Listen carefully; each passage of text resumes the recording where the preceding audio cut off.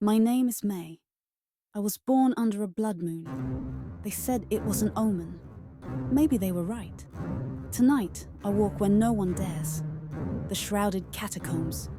They say it's cursed, that no one who enters ever leaves.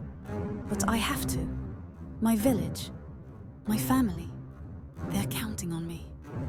The relic I seek is hidden here, deep within this labyrinth.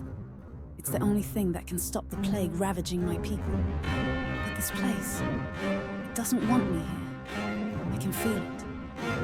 The walls breathe, the air whispers, and the shadows. They move when I'm not looking. I've trained my whole life for this. My father taught me the way of the blade, my mother the way of the spirit. But nothing could prepare me for what's down here. The dungeon tests you. It feeds on your fear. The first time I heard it, I thought it was my imagination, a faint whisper, like the wind through dead leaves. But it grew louder, more insistent. It wasn't just one voice, it was many. They spoke in a language I didn't understand, but their tone was clear. They wanted me to turn back. I didn't listen. The deeper I went, the more the dungeon seemed to come alive. The walls shifted, the ground trembled, and the air grew heavier, like it was trying to crush me. I pressed on, my katana in hand, its blade glowing faintly in the darkness. It was a gift from my father, forged in the fires of our ancestral shrine. He said it would protect me. I hoped he was right. Then I saw them, shadows that moved on their own, twisting and writhing like smoke. They took shape, forming figures with hollow eyes and jagged claws. They lunged at me, and I swung my blade, cutting through them like they were nothing. But for everyone I struck down, two more appeared. I ran. The corridor seemed endless, the shadows closing in around me.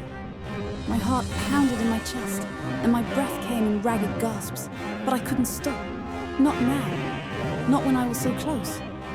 Finally, I reached it, the heart of the dungeon. A massive stone door stood before me, covered in glowing runes that pulsed like a heartbeat. I placed my hand on it, and the runes flared to life. The door creaked open, revealing a vast chamber filled with swirling mist. I stepped inside, my katana raised. The air was thick with power, and the whispers grew louder, more frantic. They were warning me, begging me to leave, but I couldn't. Not without the relic. In the center of the chamber, on a pedestal of black stone, sat the relic, a jagged crystal that glowed with an eerie light. I reached for it, and the moment my fingers touched its surface, the chamber erupted in chaos. The mist coalesced into a towering figure, its form shifting and changing, like it couldn't decide what it wanted to be. Its eyes burned with a cold blue fire, and its voice echoed in my mind. "You are not worthy," it said. I tightened my grip on my katana. "I don't care what you think. That relic belongs to my people." It laughed, a sound that made my bones ache. Then it attacked. The battle was a blur of steel and shadow. My blade cut through the mist, but the creature reformed every time, stronger and angry. I was tiring, my movements growing slower, my strikes less precise. But then I remembered my mother's words. The spirit is stronger than the body. I closed my eyes, letting my instincts take over. I felt the creature's movements, the ebb and flow of its power. And then with a cry, I struck, not at the creature, but at the relic itself.